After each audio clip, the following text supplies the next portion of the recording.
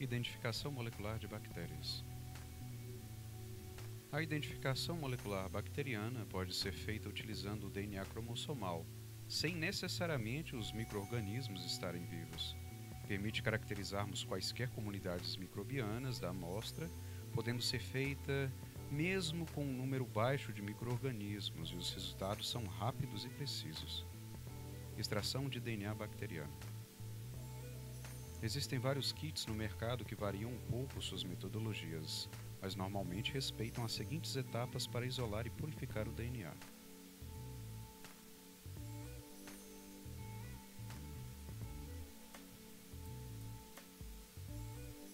Etapa de lise. O primeiro passo consiste em realizar a lise, ou seja, romper a membrana celular para expor o DNA. Etapa de lavagem. Aqui ocorre a emulsificação de lipídios, digestão de proteínas e remoção de resíduos contaminantes indesejados do micro-organismo. São feitas várias etapas de lavagem, associando soluções detergentes à centrifugação, restando apenas a membrana com o DNA.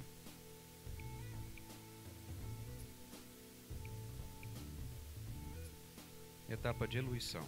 Por fim, ocorre a liberação dos ácidos nucleicos da membrana. Isso proporciona o DNA purificado, pronto para ser utilizado em diferentes aplicações. São reagentes comuns para extração. Tris-HCl, solução tamponante para a estabilização do pH.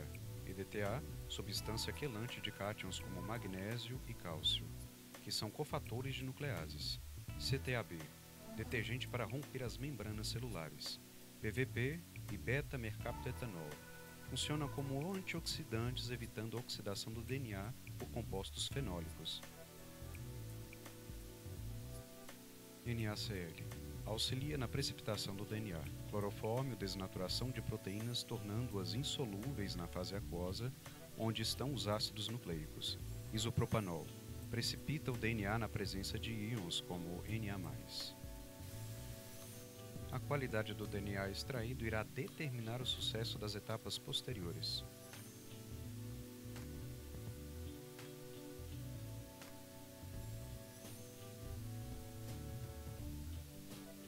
PCR, reação em cadeia da polimerase. O método de Sanger foi criado em 1977 e é usado desde então. Envolve a síntese de um molde de DNA de um gene de interesse por reação de PCR. Desde 2005, o sequenciamento de nova geração é a metodologia mais eficaz para o sequenciamento de DNA para identificação de micro-organismos, pois permite uma nova metodologia de sequenciamento em larga escala, de bilhões de moléculas de DNA simultaneamente em uma única amostra. Algumas abordagens moleculares baseiam-se na quantificação de cópias de determinado segmento de DNA, regiões conservadas dos genomas ou genes intrínsecos em determinadas espécies.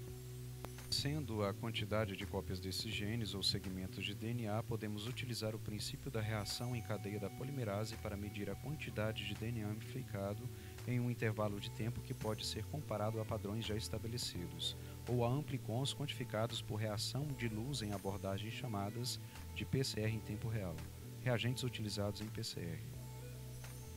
Nós temos o magnésio, que é um cofator para TAC polimerase, que é a enzima que realiza a polimerização das fitas. O tampão 10X, que vai impedir alterações bruscas de pH. Os dinucleotídeos livres de citosina, guanina, adenina e timina. Água milique ou água ultrapura e os iniciadores ou primers, forward e reverse.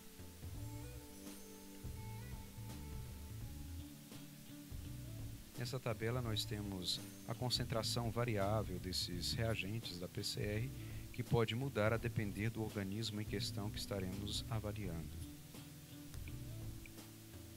Termociclador. Depois de pipetadas as amostras dos Eppendorfs, estes são levados ao termociclador, que fará ciclos alternados de temperatura de acordo com as configurações protocoladas pelo operador no próprio aparelho. A 94 graus nós temos a desnaturação das fitas, a 55 o anelamento dos primers e a 72 graus a polimerização.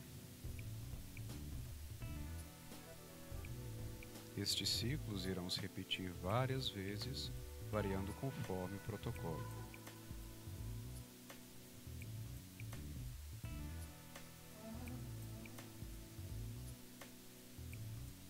Eletroforese em gel de agarose. É uma técnica de separação de moléculas por meio da diferença de potencial entre dois eletrodos em uma matriz de gel polimerizada. O gel de agarose é feito adicionando em um balão volumétrico agarose na forma de pó, solução líquida de TBE1X, brometo de etídio, em seguida levadas ao micro-ondas para aquecer até a solução estar translúcida, sem bolhas e totalmente dissolvida. O gel ainda pastoso é colocado na forma da cuba para solidificar. O pente é colocado junto ao gel pastoso para que, quando se solidificar, fiquem os poços marcados para a pipetagem.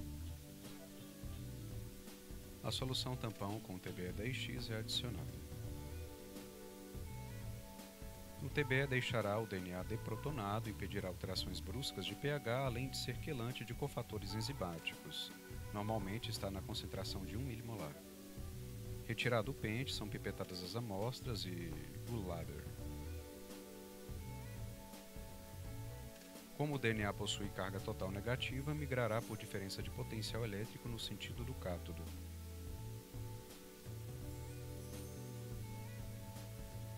Logo, são três coisas que definirão a velocidade de migração das moléculas. 1. A espessura da malha do gel. 2. A intensidade da corrente elétrica. E, principalmente, 3. O tamanho dos fragmentos de DNA.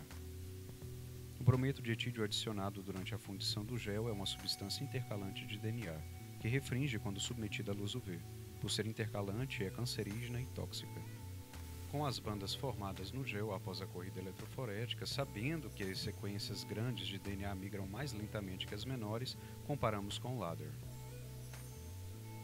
Então o gel é exposto à luz UV, gerando imagens assim. Nossas amostras que migraram no gel. O ladder com diferentes tamanhos que migraram em velocidades diferentes. Relacionando as distâncias das bandas das amostras com as do ladder, sabemos se a sequência do gene do micro-organismo em questão a ser identificado está ou não entre nossas amostras.